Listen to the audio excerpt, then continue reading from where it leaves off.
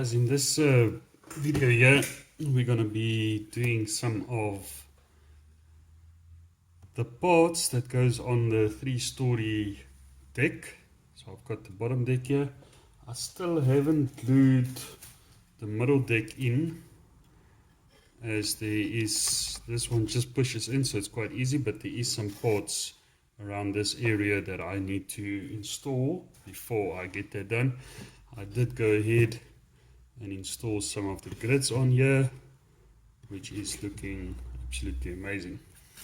So here is some of the details. Now what we need to install on this deck only, we've got like these railings here, and there's another one over there. Then also we need to install some of the ladders, and that is just basically deck ladders going from this bottom deck up to the second deck, if I can call it that.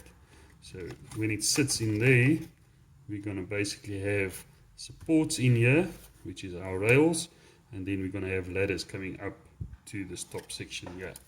That was probably for the sailors back then, or whatever they called them, to just get up and down the decks. So I'm going to quickly get these parts out, and as soon as I get them out, we're going to start pasting them on this.